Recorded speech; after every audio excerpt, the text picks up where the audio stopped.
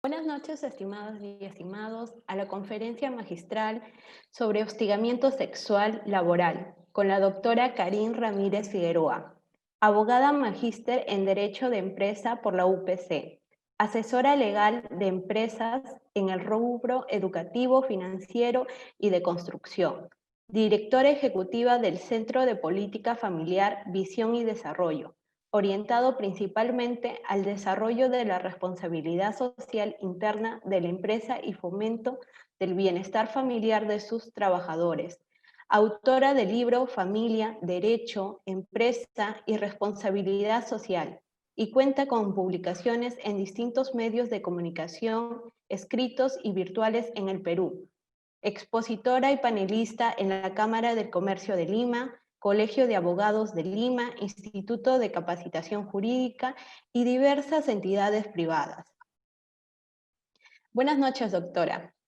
Buenas noches, muchas gracias al Instituto de Capacitación Jurídica por la invitación para disertar sobre el tema del hostigamiento sexual en el centro laboral.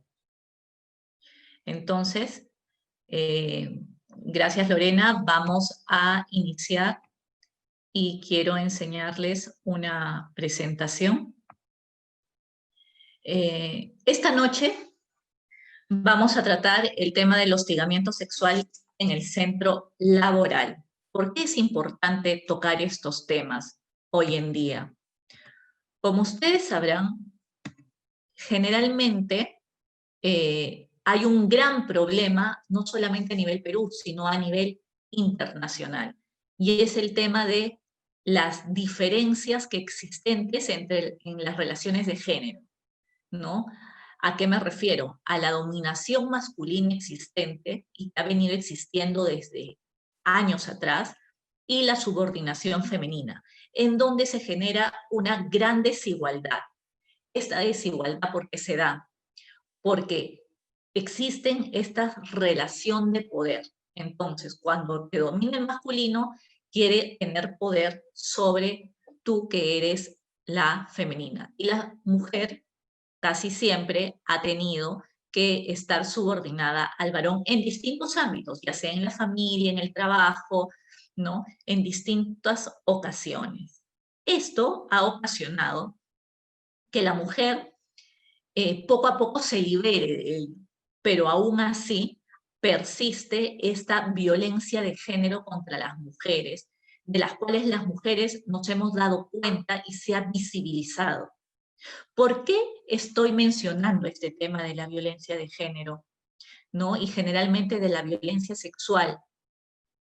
Porque consiste en la imposición de conductas mediante la fuerza o intimidación de actos sexuales no consentidos por la mujer, independientemente de la relación afectiva que se tenga o no con el agresor, que puede ser la pareja, familia, amigo, desconocido o tu jefe.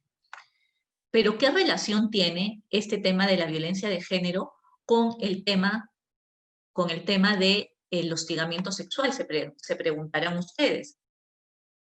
Y existe una relación muy significativa. El hostigamiento sexual incluye no solamente violencia física que se puede dar, sino sobre todo psicológica y muchas veces la violencia sexual, que poco a poco lo vamos a ir tocando a lo largo de esta disertación.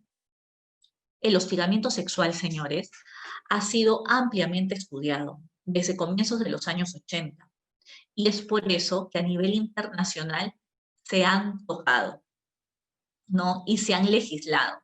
Pero antes de empezar a ver estos convenios internacionales, quisiera que ustedes, para que se den cuenta que este tema del hostigamiento sexual en el trabajo viene de antaño, vamos a proyectar diferentes videos. Son 4 videos que he separado para ustedes de una película que es Las sufragistas, que se trata de un movimiento político en Inglaterra a inicios de los años 1900, ¿no? Y ahí se observa cómo la actriz principal, que es una obrera lavandera, es testigo de un comportamiento de hostigamiento sexual y le hace recordar inclusive los momentos que ella pasó con ese mismo jefe. Entonces, ahí se pone en evidencia cómo desde el siglo pasado ya existía este tema del hostigamiento sexual, ¿no? En donde el jefe, para mantener el poder sobre sus empleadas, ¿no? No solamente a través de la relación de trabajo, sino también desde el punto de vista sexual. Ahora les dejo con esos videos. Si me ayudan a pasar los videos, por favor. Yo les recomiendo que esta película, Las sufragistas, la vean en su integridad. Ahora pasamos al tercer video, que es la tercera parte de una secuencia de esta película, en donde se refleja claramente cómo el poder estaba en manos del masculino. Muy bien, ahora vamos con el cuarto episodio de la película. Bien, como ustedes se podrán dar cuenta, se refleja claramente aquí la subordinación femenina ante el poder masculino que sostiene el varón en el ámbito de trabajo. A la mujer le llevó mucho tiempo darse cuenta de ello y alzar la voz, primero con el derecho a voto, primero con el tema del trabajo, ¿no? Luego con el derecho a voto, y ahora que se pide un trabajo decente. Y estas situaciones se están visibilizando, porque muchas veces, inclusive hoy en día, para muchas personas es normal.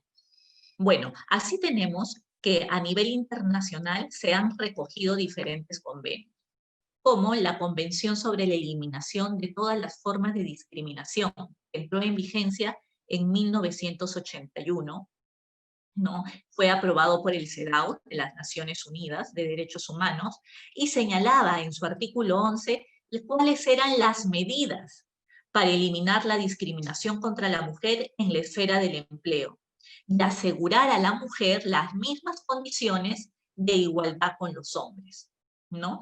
Como por ejemplo el derecho a las mismas oportunidades de empleo, el derecho a elegir libremente la profesión y empleo, el derecho de ascenso, a la estabilidad económica, el derecho a la igual remuneración, porque muchas veces se veían discriminadas. Posteriormente entró la convención. Tenemos también la recomendación 19 del Comité para la Eliminación de Discriminación contra la Mujer, que se da en el 92. La Convención Belé de Do Pará, que entró en vigencia en 1995, que fue la Convención Interamericana para Prevenir, Sancionar y Erradicar la Violencia contra la Mujer, fue muy importante.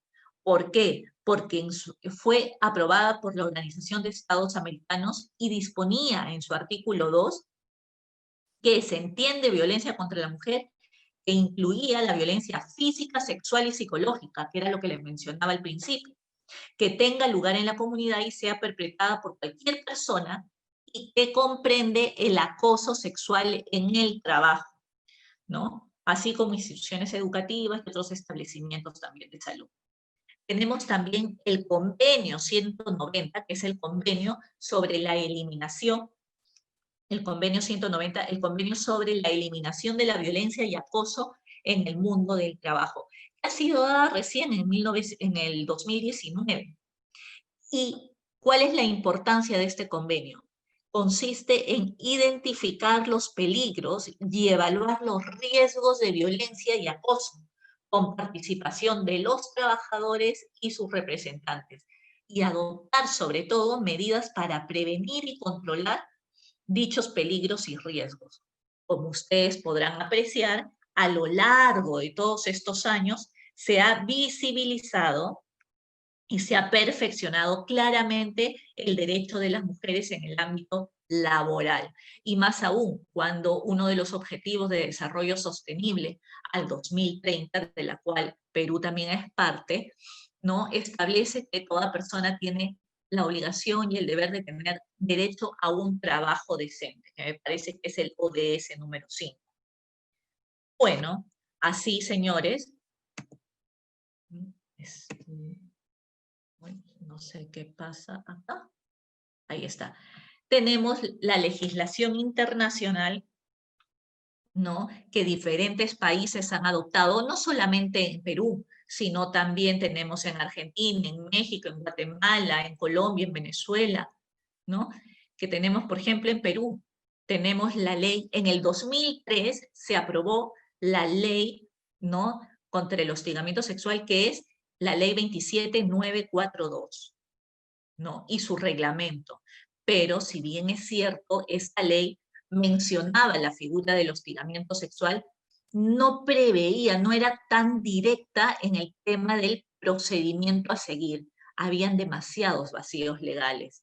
Pero esto ha sido reparado luego con la ley 30314, la ley para prevenir y sancionar el acoso sexual en los espacios públicos, y tenemos también la ley 28983, la ley de desigualdad de oportunidades entre hombres y mujeres, que establece, ¿no?, que las mujeres deben tener el mismo grado de participación en los centros laborales. Cabe mencionar que la ley la ley 27942 en el año 2019 se establece una modificación y la tipificación en el ámbito penal, que lo vamos a ver más adelante. Pero veamos por qué el hostigamiento sexual ahora se ha tipificado, ¿no? Es muy importante. Es más, había un video por ahí de uno de los congresistas antes de que se apruebe la ley en el año 2003, en donde mencionaba que cómo era posible que ahora los varones no iban a poder mirar a las mujeres ni poder decirle o expresar su agrado sobre la chica a la cual estaba piropeando. Y se oponían en el Congreso. Sin embargo, gracias a Dios, se pudo legislar y se aprobó, a pesar de estas intervenciones un poco jalada de los pelos, pero se aprobó la norma. ¿Pero por qué es importante? Porque vulnera, señores, existen derechos, ¿no?, establecidos en la Constitución Política del Perú que se vulnera. Por ejemplo, el derecho a la defensa de la persona humana y el respeto a su dignidad, que es el fin supremo de la sociedad y el Estado. Una mujer es una persona y por ende se le debe respetar su dignidad. También en el artículo 2 se dice que toda persona tiene derecho a la vida, a su identidad, a su integridad moral, señores, física y psíquica, a su libre desarrollo y bienestar. Si la mujer trabaja, ¿no?, o el hombre, porque el hombre también puede ser pasible de hostigamiento, ¿no? Tiene que desenvolverse en un centro de trabajo donde puede desenvolverse bien, ¿no?, tenga bienestar en todo momento. El trabajo, señores, es un deber y un derecho en base del bienestar social y de un medio de realización de la persona. Entonces, una persona no puede ir a trabajar en donde se le esté hostigando psicológicamente, físicamente, ¿no? Porque genera, y ya se ha visto, este año se ha publicado el reglamento de la Ley de Salud Mental, en donde generan graves estragos, ¿no? Es más, al día de hoy, el hostigamiento sexual está considerado como un riesgo psicosocial y toda empresa debe prevenir. Entonces, en la relación laboral se respetan los siguientes principios: la igualdad de oportunidades sin discriminación, el carácter irrenunciable de los derechos reconocidos, los que acabamos de mencionar, y la interpretación favorable al trabajador. Ahí existen estudios, señores, en donde se establece el acoso sexual laboral en Latinoamérica, y vemos que el Perú cuenta con un índice del 14%, un alto índice a nivel latinoamericano, ¿no? En Argentina tienen solo el 7%, en Brasil el 7%, en Colombia el 4%, pero en Perú tenemos el 14%, en México el 15%, y no es casualidad, señores, no es casualidad que sea en México y en Perú los países con alto índice de violencia contra la mujer. En el 2019 se modificó la Ley de Prevención y Sanción del Hostigamiento Sexual, ¿no?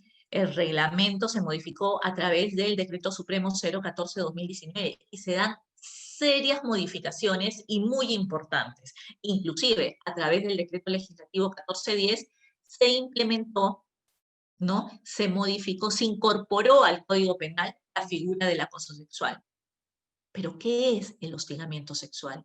Es una forma de violencia expresada como conducta de naturaleza o connotación sexual o sexista, no deseada. Ojo, debe ser no deseada por la persona contra la que se dirige y puede crear o un ambiente intimidatorio, hostil o humillante, o puede afectar a la víctima en su actividad o situación laboral, docente, formativa o de otra índole.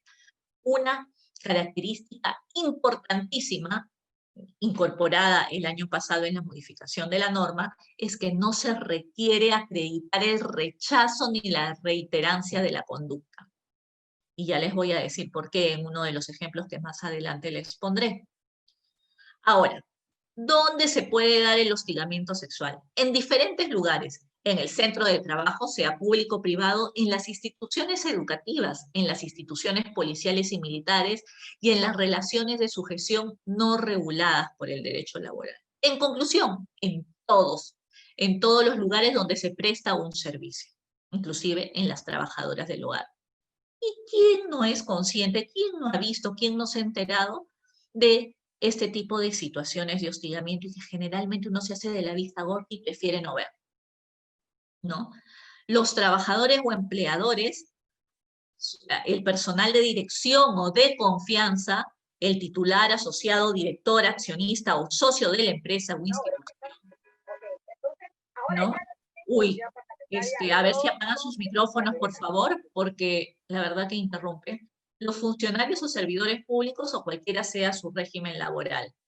Señores, ¿por qué no se denuncia? Y acá, más que un tema legal, mi exposición también tiene que ver con unos temas psicológicos, porque al ser un riesgo psicosocial el hostigamiento sexual, tiene mucha relación con el tema psicológico. Existen mitos, señores, los mitos porque donde se dice el hostigamiento sexual es un problema poco frecuente y solo afecta a ciertos lugares del trabajo. Mentira. En realidad, los hostigadores no quieren ofender a la víctima. Se trata solo de un malentendido o una mala interpretación motivada por la extrema sensibilidad de la víctima. ¿Quién no sabe de casos, señores, en donde dicen, ¿te parece? ¿Te parece? Me has entendido mal, has interpretado mal lo que él ha querido decir. Es solamente un roce, solamente te ha tocado la cintura. Sin embargo, tú como víctima o como persona que estás siendo pasible de este hostigamiento sexual, te das cuenta, la mirada lasciva. La víctima provocó al hostigador con sus gestos o su forma de vestir. Señores, es sabido por muchas personas, hombres o mujeres, en donde dicen, ¿para qué te vistes así? Vas a provocar. ¿Cómo te vienes vestida al trabajo? Las conductas sancionadas por la ley son las acciones, por lo tanto, las miradas o comentarios no constituyen violación a los derechos. Ese también es un mito, señores. Que las denuncias son una forma de venganza de las mujeres porque le cayó mal o quiere vengarse por alguna actitud pasada del varón. O también otro mito es, los hombres son así, hay que comprenderlos. La naturaleza masculina es así. Yo recuerdo que tenía un jefe que decía, pero el hombre es así, tú lo que tienes es coquetear para conseguir lo que quieres. Totalmente errado, pero bueno, cosas que han pasado hace mucho tiempo atrás. Otro mito es, solo las mujeres jóvenes y atractivas pueden ser acosadas sexualmente. Falso, señores. Hay mujeres mayores y poco atractivas, pero siempre hay un roto para un descosido en donde seguramente le parece atractiva a la persona. Entonces, eso es falso, de que solo las mujeres jóvenes y atractivas son pasibles de ser acosadas o hostigadas sexualmente. Todo esto es recogido, señores, de la Guía Práctica de Prevención y Sanción del Hostigamiento Sexual en el Trabajo, ¿no?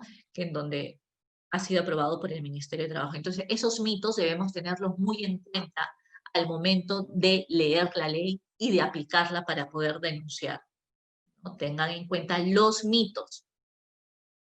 Ahora, ¿cómo se configura el hostigamiento sexual? Ya hemos visto en el concepto, ¿no? Las maneras en que podrían ser, pero ¿qué conductas? ¿Qué conductas configuran el hostigamiento sexual? El contacto físico innecesario y no deseado. Los insultos, observaciones, esas bromas o insinuaciones de carácter sexual. Propagar los rumores sexuales acerca de la víctima, ¿no? No, ella es una chica fácil, ¿no dice? Y empiezan a bromear con su integridad sexual. Forzar a besar a alguien o a algo más que besar. Las observaciones molestas y otras formas de acoso verbal. Los comentarios, bromas, gestos o miradas lascivas también configura hostigamiento sexual. Jalar la ropa de manera sexual. Llamar a la víctima gay o lesbiana también configura una conducta. Las miradas lascivas y gestos relacionados con la sexualidad. Los manoseos, jalones o pellizcos en forma sexual. Mostrar o dejar imágenes, fotografías, ilustraciones sexuales a la vista. También. Espiar mientras la persona se cambia o está encerrada en un sanitario. Y lo más común, la petición de favores sexuales, ¿no? Restregar a la víctima contra alguien de un modo sexual. Escritos, mensajes sexuales acerca de la víctima en paredes, de los baños, vestuarios. Utilizar o exhibir material pornográfico. Señores, ahora en pandemia, que ahora se ha utilizado mucho el trabajo remoto y en algunos casos el teletrabajo, también hay hostigamiento sexual a través del trabajo remoto. Se han dado muchísimos casos. Y es más, no separan la vida personal de la vida laboral. O inclusive, te están mandando mensajes por WhatsApp a altas horas de la noche o en cualquier momento. Y tratan de pasar la línea entre ser tu jefe y ser tu amigo, o ser tu compañero de trabajo y ser tu amigo. Hacen bromas en doble sentido a través del WhatsApp o de los chats acá a través de Zoom. O te dicen, no te veo bien, ¿puedes prender la luz? O quizás están en la computadora y la pared de atrás de donde está sentada la persona manejando su computadora, pues aparecen figuras, ¿no? Figuras relacionadas con la sexualidad, personas desnudas, o de repente contestan esa llamada o se acercan a trabajar y tienen una videoconferencia y la persona no está vestida apropiadamente para tener una reunión de trabajo. O te llama la atención. Entonces, el hostigamiento sexual no es que solamente se dé presencialmente, sino también ahora se da a través del entorno virtual. Y se han dado muchísimos casos. Antes de pasar a ver unos casos, quiero compartir con ustedes un video en donde se aprecia que la violencia no solamente es de manera vertical, sino también horizontal. Y cómo algunas palabras que nosotros podemos pasar desapercibido influyen mucho en la psicología, sea del varón o de la mujer. Pero en este caso he tomado el ejemplo de una mujer. Veamos. Oye, que te han llamado los de dirección. Que vayas a ver al presidente. Vaya.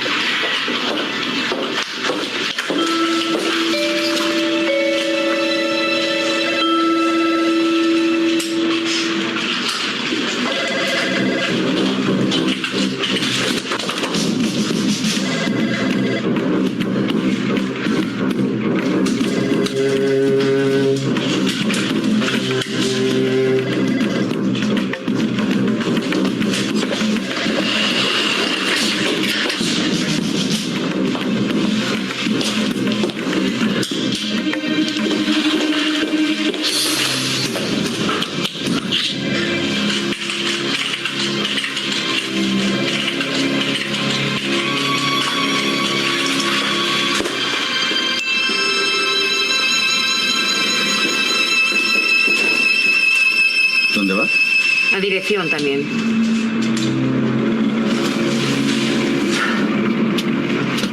No pensarás ocupar el puesto de Alberto, pero si tú no vales, nena.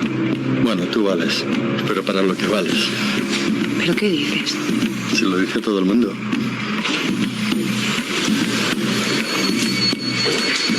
¿Cómo te has pasado, macho? Chate. ¿Qué va, hombre? Si hasta me he quedado corto. No haya tanta igualdad y tanta tontería. Muy pocas mujeres logran subir a puestos directivos. Con la misma preparación y esfuerzo, son continuamente discriminadas. Ayúdanos a terminar. Ya. Las cosas son más fáciles de lo que parecen. No entiendo. Si vos le pones un poquito de ganas, un poquito de actitud, y haces lo que yo te pido y lo que yo quiero, que ya sabes lo que es, todo es más fácil. ¿Entendés? No me queda claro, pero yo no quiero perder mi trabajo. El trabajo lo tenés y lo vas a tener, pero bueno, para mantener eso, necesitamos que vos hagas lo que yo te pedí el otro día. ¿Te acordás lo que yo quiero?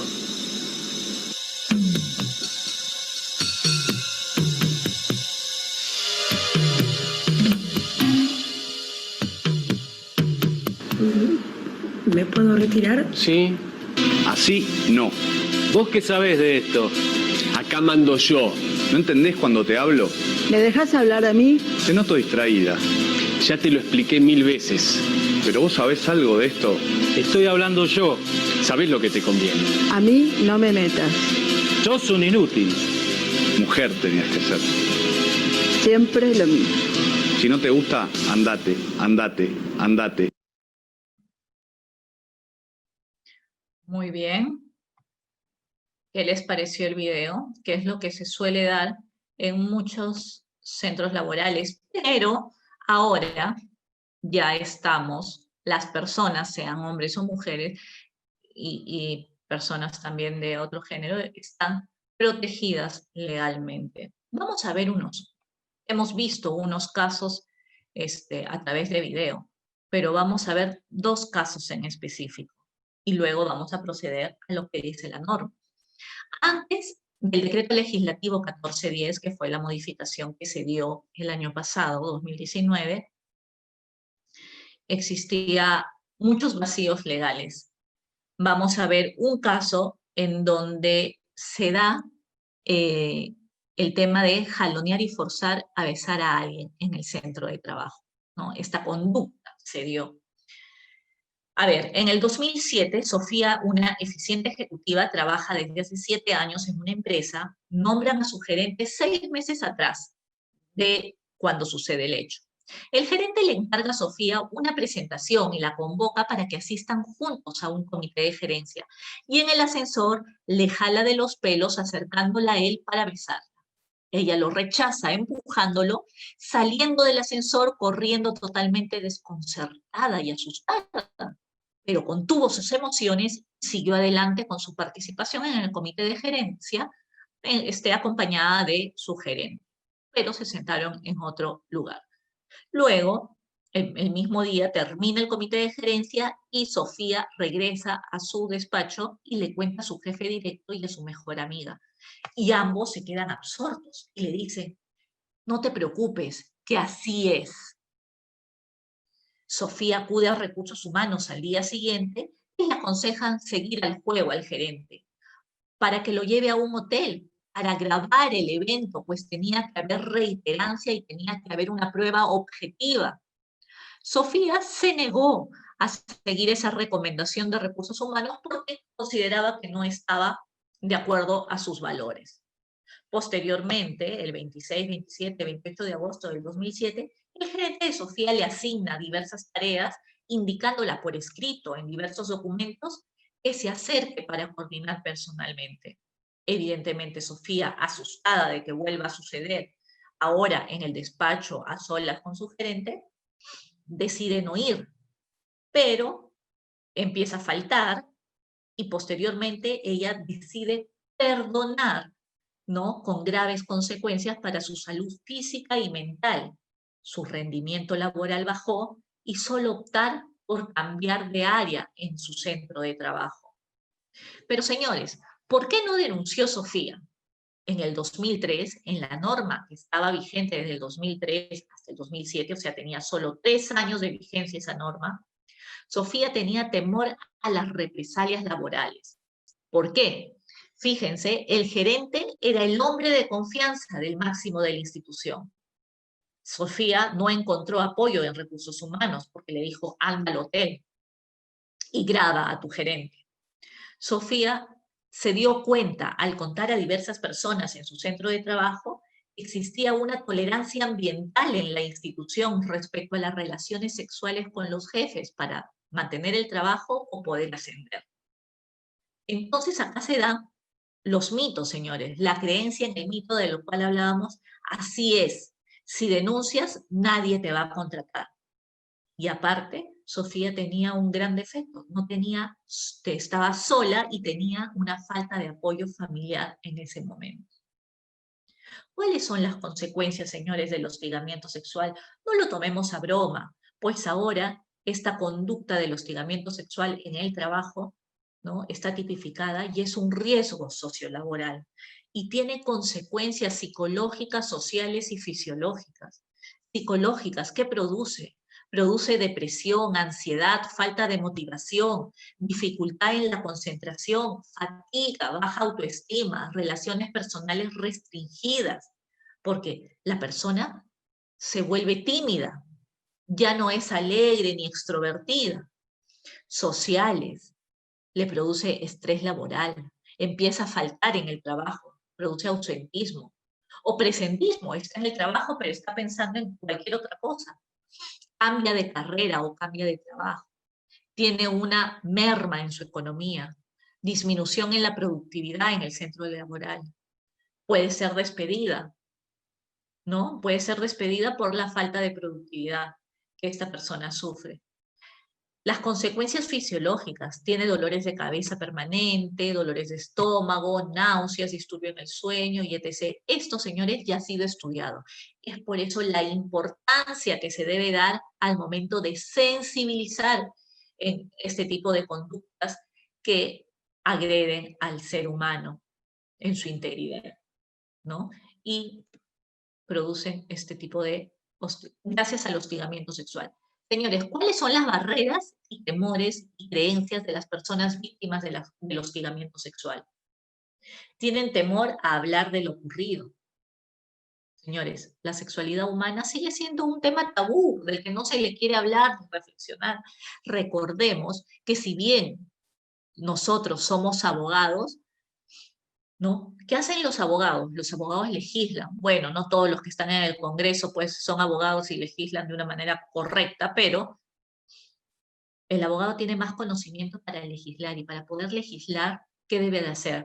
Recoger las conductas que se dan en el día a día para poder normarlas, regularlas y luego legislarlas y aprobarlas, ¿no?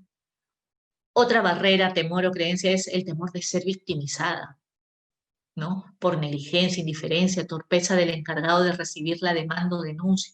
El temor a la crítica de los compañeros de trabajo. El desconocimiento de derechos, señores. Por eso es tan importante que se hagan charlas como estas, conferencias como estas, para dar a conocer los derechos, que si bien nosotros como abogados lo podemos leer en nuestros códigos, en las leyes, pero las personas de a pie no lo saben, simplemente porque no tienen acceso a esas normas legales o no quieren leerlas.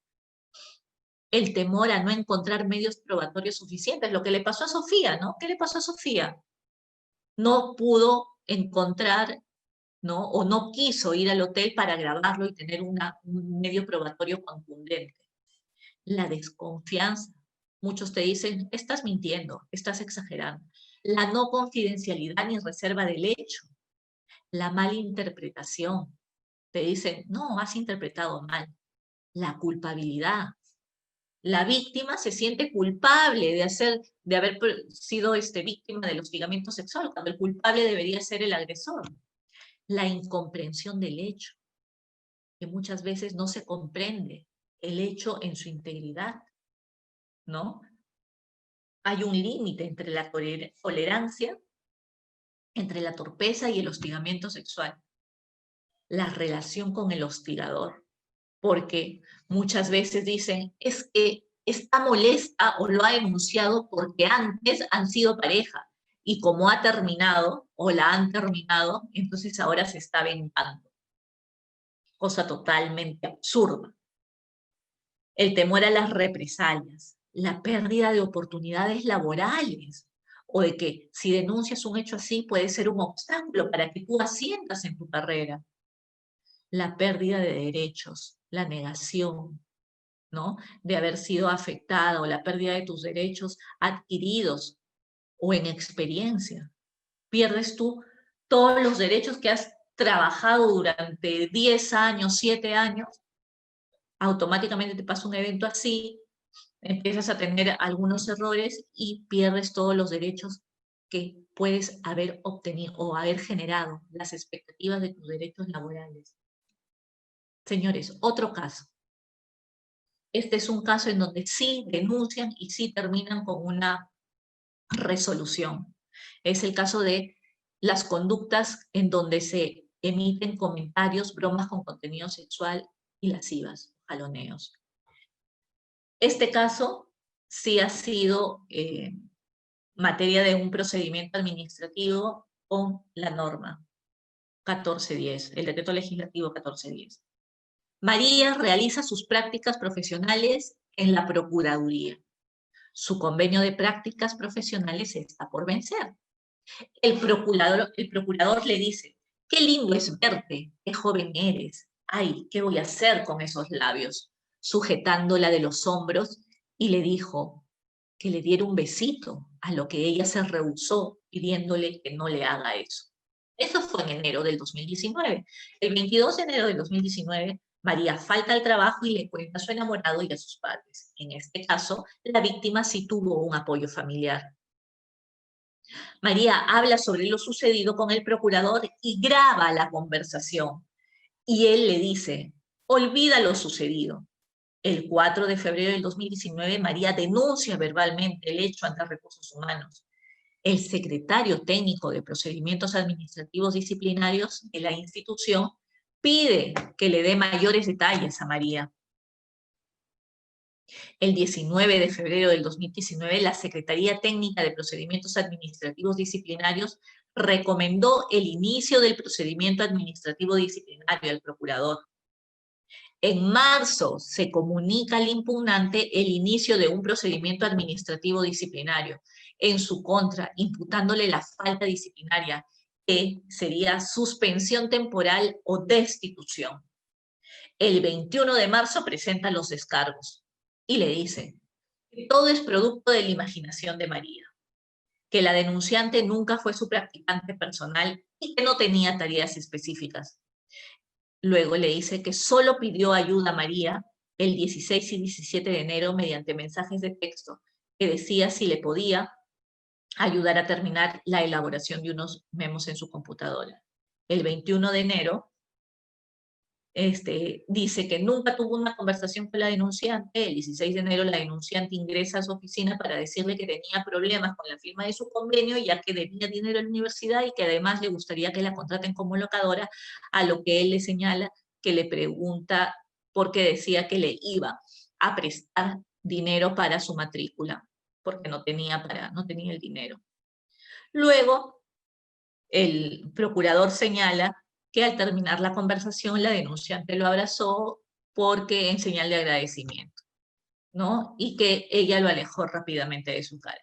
Luego se solicita un informe oral al procurador y el 29 de mayo la Secretaría General de la entidad resuelve imponer al procurador, al impugnante, la sanción de destitución por expresar frases insinuantes a la denunciante, tales como qué linda eres, qué voy a hacer con esos labios, e incurrir en tocamientos indebidos al haberla sujetado de los hombros e intentarla besar. Lo que supone la comisión de la falta tipificada en el literal A del artículo 85 de la ley 357. Señores, hemos visto el procedimiento, ¿no? Entonces ahora vamos a deslindar cada una de las 3 etapas del procedimiento a seguir. Primero se da la etapa de protección, ¿no? En donde o denuncias y se establecen las acciones, o de oficio se da parte, ¿no?, a la entidad en donde estás. La entidad tiene un día hábil, señores, para otorgar medidas de atención médica y psicológica a la víctima. Y 3 días hábiles para otorgarle medidas de protección. Esto, señores, no existía en la ley del 2003. Posteriormente se da la etapa de investigación, en donde se inicia el procedimiento con la denuncia, tiene un día hábil, ¿no? Se comunica al comité o delegado, y este tiene que investigar los hechos, y dentro de los 15 días calendarios tiene que emitir su informe de investigación, ¿no? Pero para investigar los hechos, evidentemente pide informes y el descargo correspondiente al agresor y a la víctima si es que les solicitara algunas pruebas. Luego de que se emite ese informe de investigación, viene la etapa de la sanción. En la etapa de la sanción se lee el informe del proceso de investigación que se llevó a cabo por el comité. Luego, el órgano de sanción recibe el informe y tiene 10 días calendarios para solicitar los alegatos y emitir la resolución final de sanción o absolución. Señores, el plazo no debe ser mayor a 6 días hábiles de recibida la denuncia. El empleador debe comunicar al Ministerio de Trabajo la recepción de la denuncia, el inicio de oficio de una investigación, y debe informar también cuáles fueron las medidas de protección que se le han otorgado a la víctima. Luego de emitida la resolución de sanción, se debe comunicar esta resolución de sanción al Ministerio de Trabajo y Promoción del Empleo, en un plazo no mayor de 6 días hábiles. Ojo, las medidas de protección a favor de la víctima tienen que ser clarísimas. Pueden ser la rotación al presunto hostigador, la suspensión temporal del hostigador, la rotación del área de trabajo de la víctima, el impedimento de acercarse a la víctima o acercarse a su entorno familiar, la asistencia psicológica u otras medidas de protección que garanticen la integridad física, psicológica y moral de la víctima. Estas medidas de protección no se daban antes. No se daban antes porque en la norma anterior solamente se quería que se pruebe y se dejaba a la víctima desprotegida. Señores, ¿quién investiga y emite las recomendaciones de sanción? Ustedes anteriormente, en las diapositivas anteriores, decían que hay un órgano que investiga, ¿verdad? Las empresas o instituciones que tienen más de 20 trabajadores están en la obligación de conformar un comité de intervención frente al hostigamiento sexual, formado por 4 miembros. 2 representantes al empleador y 2 representantes de los trabajadores. ¿Y ahora qué pasa si las empresas son pequeñas o las instituciones tienen menos de 20 trabajadores? Debe existir un delegado contra el hostigamiento sexual, que puede ser un miembro de recursos humanos que está más al tanto de estas normas y también de las normas de la empresa. Ahora, cuando te piden pruebas, ¿qué evalúa este comité de intervención? ¿Qué califica como pruebas? ¿La declaración de la víctima por sí sola? Puede estar contenida en cualquier documento como el informe psicológico, la pericia psicológica, la entrevista única, el acta de la declaración, el informe, entre otros. La declaración de testigos, grabaciones de audios y videos, las fotos, los mensajes de texto, señores, los mensajes de texto, los correos electrónicos, los mensajes en redes sociales, las pericias psicológicas, psiquiátricas y forenses, los informes y certificados médicos, cualquier otro medio que se encuentre relacionado y pueda comprobar los hechos denunciados. Como ustedes ven, se ha ampliado todo lo que significa o lo que califique como pruebas. Y se ha dado mucho énfasis también al tema psicológico. ¿Qué valora? ¿Cuáles son los criterios para la valoración de la prueba, señores? La cantidad. ¿Qué cantidad de pruebas recopiladas has presentado en tu denuncia o el comité ha podido recabar. La variedad de pruebas, o sea, que hayan diferentes tipos de medios probatorios recogidos, testimonios, peritajes, actas. La pertinencia referida a la necesaria correspondencia entre el medio probatorio y el hecho que se quiere probar. La fiabilidad y la credibilidad del medio probatorio. Y la verosimilitud, es decir, que tenga coherencia y que sea sólida esa prueba para poder, ¿no?, incriminar al denunciado. Señores, este tema es muy importante y es más, toda empresa debe investigar y sancionar los casos de hostigamiento sexual. Es una obligación, porque ahora está sujeto a SUNAFIL.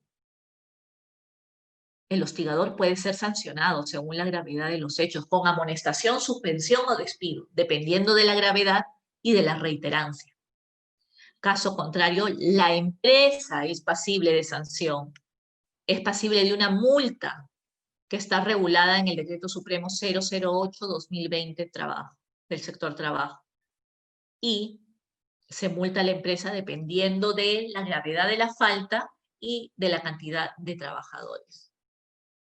Señores, si el hostigador es un empleador, es un personal de dirección, es un personal de confianza, es el titular, asociado, director o accionista, la víctima tiene dos opciones: pedir el cese de la hostilidad o el pago de la indemnización. Pero si pide el pago de la indemnización, ya da por terminado su contrato de trabajo. Ahora, en ambos casos, puede demandar judicialmente los daños y perjuicios sufridos producto del hostigamiento sexual. El plazo de caducidad, señores, es muy importante. El plazo de caducidad es de 30 días calendarios de producido el último acto de hostigamiento, salvo que se haya iniciado el procedimiento interno de investigación y sanción, en cuyo caso el plazo se computa a partir del día siguiente, ¿no?, de la resolución, que pone fin al procedimiento o en su defecto desde la fecha en que debió ser omitida. Pero la víctima también puede denunciar penalmente. Algunas instituciones, algunos trabajos, algunos centros de trabajo se abstienen de investigar porque hay un proceso en el Ministerio Público, te dicen. Y te dicen no, porque sería pasible del non bis idem, que no se puede imponer sucesivo simultáneamente una pena y una sanción administrativa por el mismo hecho en los casos en que se aprecie la identidad del sujeto, hecho, sujeto y fundamento, ¿no? Entonces ya está siendo en la vía administrativa, ya no puede ser en la vía penal. Pero no es tan cierto, porque el Tribunal Constitucional ha dado 2 sentencias recaídas en el expediente 2292-2006 y en el expediente 00361-2010, PA/TC. ¿Qué te dice? Voy a leer textualmente, señores. En el procedimiento administrativo disciplinario y el proceso penal no se presenta la triple identidad requerida para la vulneración del principio del non bis idem, toda vez que no existe identidad de fundamento, tal como lo ha señalado el Tribunal Constitucional al expresar que las sanciones penales y disciplinarias corresponden a finalidades distintas. Asimismo, el Tribunal Constitucional aclara que el orden penal y administrativo sancionador están destinados a proteger distintos bienes jurídicos. Y en tal sentido, las conductas que no tienen entidad suficiente para ser consideradas delito pueden ser consideradas faltas administrativas. Señores, les comenté que el Decreto Legislativo 1410 tipificaba el delito del acoso sexual. Acá vamos a mencionarlo. ¿Qué se entiende por acoso sexual? Antes hemos visto el hostigamiento sexual en materia administrativa, hemos visto el procedimiento, hemos visto el concepto, hemos visto qué conductas configuran el hostigamiento sexual. Ahora veamos la figura penal.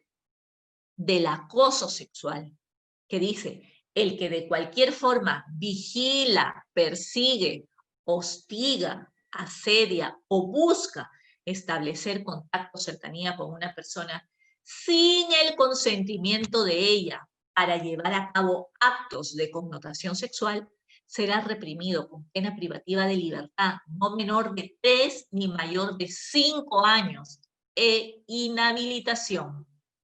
Igual pena se aplica a quien realiza la misma conducta valiéndose del uso de la tecnología de la información o de la comunicación. La pena privativa de la libertad será no menor de 4 ni mayor de 8 años de inhabilitación si concurren algunas circunstancias agravantes. ¿Cuáles son esas circunstancias agravantes? Que la víctima se encuentra en condición de dependencia o subordinación con respecto al agente, o que la conducta se lleve a cabo en el marco de una relación laboral, educativa o formativa de la víctima, señores. Para terminar, tenemos que recordar las leyes. La Ley de Prevención y Sanción del Hostigamiento Sexual y su reglamento, que nos dice que es nulo el despido o la no renovación del contrato de trabajo por queja, demanda, denuncia, reclamación, o ser testigo en favor de la víctima de hostigamiento sexual. Señores, muchas personas que son testigos antes no querían declarar como testigo y decían, a mí no me metas. Ahora, señores, esos testigos están protegidos por la ley. La Ley de Seguridad y Salud en el Trabajo y su reglamento te dice que el hostigamiento sexual es un riesgo psicosocial porque perjudica la salud de los trabajadores, causando estrés y otros. Tanto así, señores, que ahora SUNAFIL tiene la obligación de vigilar, ¿no? Vigilar y ver si las empresas han conformado estos comités o han instruido que sea una persona que sea el delegado, ¿no? El delegado de ver estos casos de hostigamiento sexual en el centro de trabajo. Está saliendo ahora SUNAFIL a las empresas a verificar. Lo había dejado en stand-by durante la pandemia, pero ahora nuevamente ya está saliendo a verificar. Y si no, como ya vimos, es pasible de sanción. La Ley de Salud Mental y su reglamento, señores, ¿qué te dice? Que los riesgos psicosociales son problemas de salud mental y que toda persona tiene derecho a la salud mental, que es obligatoria la promoción y la prevención de la salud mental en los centros de trabajo, sean públicos o privados. Por tanto, todas las empresas están en la obligación de prevenir, de sensibilizar a sus trabajadores, de dar a conocer estas normas de hostigamiento sexual, ya que al ser un riesgo psicosocial, están obligados, ya sea por la Ley de Prevención y Sanción del Hostigamiento Sexual, por la Ley de la Seguridad y Salud en el Trabajo y por la Ley de la Salud Mental y su reglamento, 3 leyes que facultan, ¿no? O que obligan a las empresas a estar al pendiente de estos temas, prevenirlos, investigarlos y sancionarlos. Señores, la prevención. ¿Por qué tenemos estas conferencias? Es para sensibilizar, para dar a conocer, para que luego no se vengan esos movimientos internacionales como el Me Too, ¿no? O los otros, inclusive hace poco a nivel Perú se dio artista, un profesor de teatro que también vulneraba a las alumnas, ¿no? A sus alumnas. Entonces, se ha normalizado y ya las mujeres y los varones cada vez pueden hablar más de estos temas y darse cuenta de que esto está mal. Entonces, poco a poco se están retomando los valores que se habían perdido, porque evidentemente para caer en estas conductas, tus valores deben estar tergiversados. Y ahora, gracias a que la norma ha recogido este tipo de conductas, entonces uno se va dando cuenta de los valores que se han se habían tergiversado y que poco a poco están volviendo a encauzarse. Señores, ¿qué debemos hacer? Desde el Centro de Política Familiar nosotros estamos sensibilizando a todo nivel, brindando capacitaciones especializadas, elaboración y puesta en marcha de los protocolos de atención. Se realizan la realización de investigaciones claras y objetivas que deben realizar los comités al interno, los delegados dentro de los centros de trabajo. Se deben implementar estas medidas de sanción. Entonces, desde el Centro de Política Familiar, nosotros realizamos este tipo de sensibilizaciones y de capacitaciones y talleres. Y no nos quedemos solamente en los abogados. Vayamos más allá, vayamos a los alumnos que todavía no son abogados y que muchos de ellos pueden ser pasibles de hostigamiento sexual por parte de sus profesores. Hace poco en la UCIL despidieron a un profesor, sí, en la Universidad San Ignacio de Loyola, porque lo denunciaron. Y lejos de proseguir con la denuncia que hicieron, mejor lo despidieron, o bueno, el profesor presentó su renuncia para no ser sometido a este procedimiento. Y se da a nivel provincias, se da a nivel capital, se da a todo nivel, desde las altas esferas de las instancias del poder a nivel gubernamental hasta las MIPES, hasta los centros de trabajo donde existen menos de 20 personas. Pero todo depende de la sensibilización que nosotros les brindemos. No consiste en tener solamente la norma y leer la norma si es que no la entiendes y no captas y no internalizas el grave daño que causa en las personas. Porque la ley está ahí.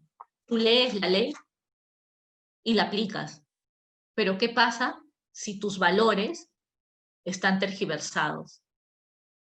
Nunca vas a poder aplicar la ley de la manera correcta.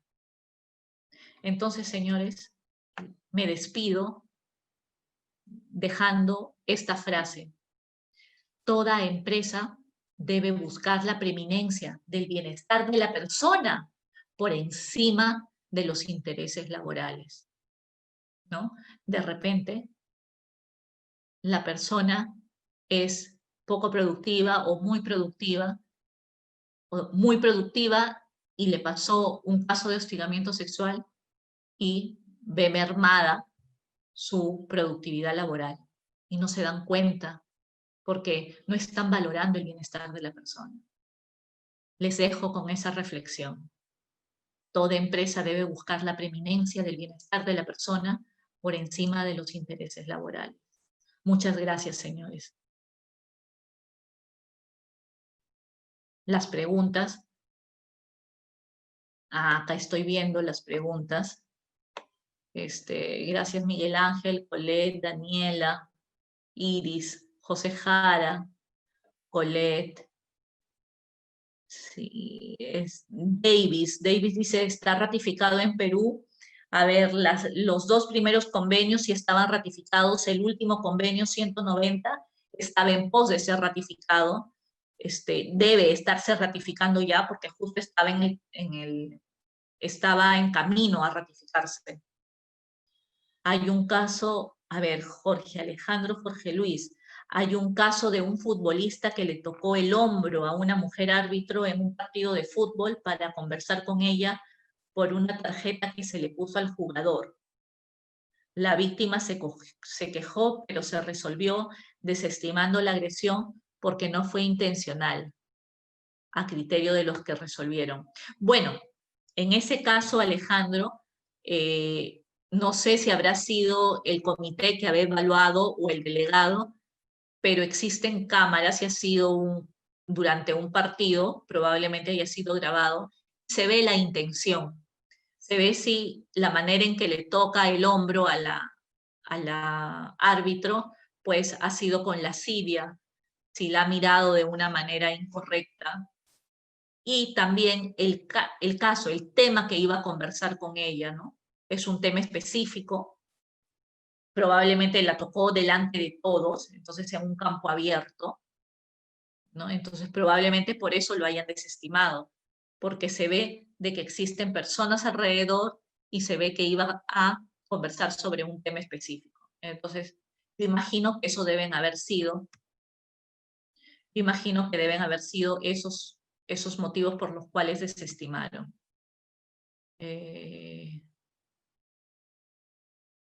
La sola denuncia habilita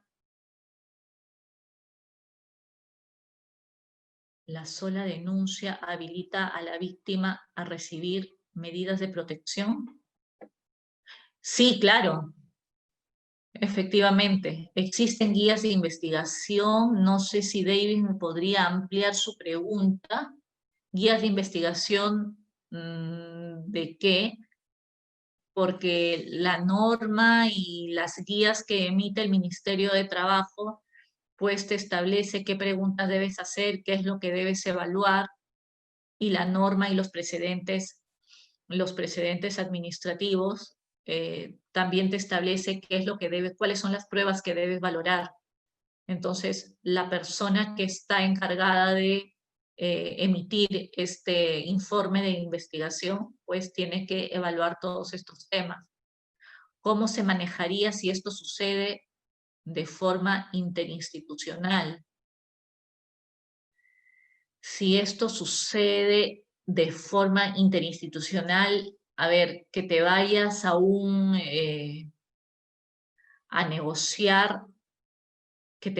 negociar algún convenio de repente a otra institución, y ahí sucede el tema del hostigamiento, pues tendrías que denunciarlo ante la entidad de donde pertenece el hostigador, ¿no? Dependiendo del lugar en el que se encuentre. Dependiendo en el lugar donde se encuentre. Bueno, ahí sí tendríamos que analizar diversos temas, ¿no? No te podría dar una respuesta en específico, depende de dónde se maneje la reunión, depende de quién sea el hostigador, si es tu par o si es un alto rango. No, hay muchas cosas que evaluar antes de responder esa pregunta. Aunque ahí yo me iría más por el campo penal, ¿no? Me iría más por el campo penal antes que un procedimiento administrativo. A menos de que sea una tercerización, o sea, que sea una empresa que esté brindando servicios.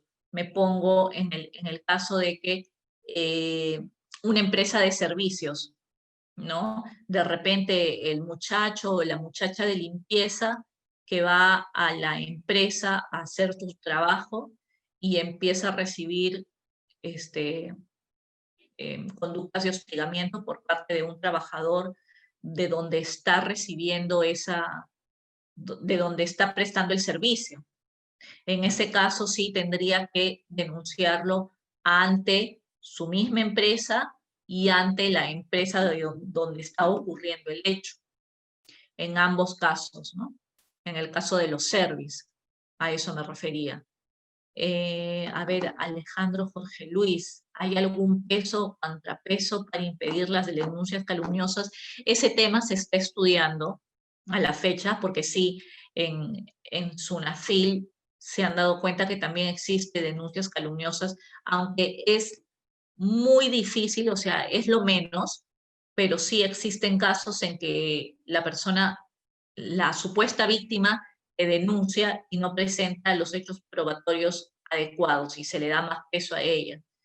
Sin embargo, ¿por qué se defiende más a la víctima y no al potencial agresor?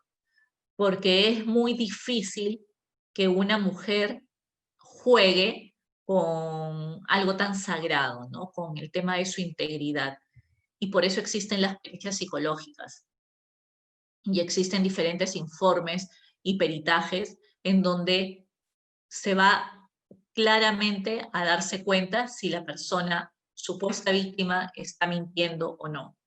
Entonces, es muy difícil que existen denuncias calumniosas, lo que no quiere decir que no haya, sí puede haber.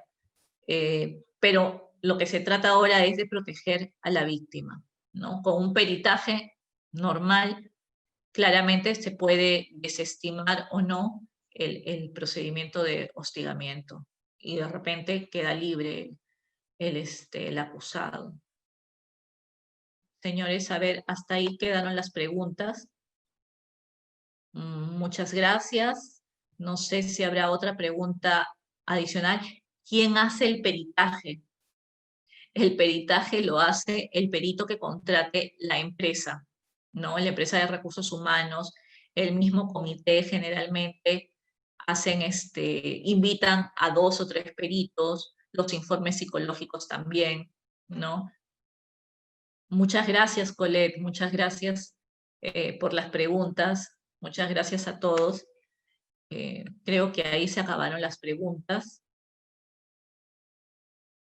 Bueno, ya saben, estoy a su disposición, me pueden encontrar en el Centro de Política Familiar @gmail.com o al 977-874-036 para continuar en este proceso de charlas de sensibilización, implementación de comités y capacitaciones en temas de valoración de pruebas. Muchas gracias.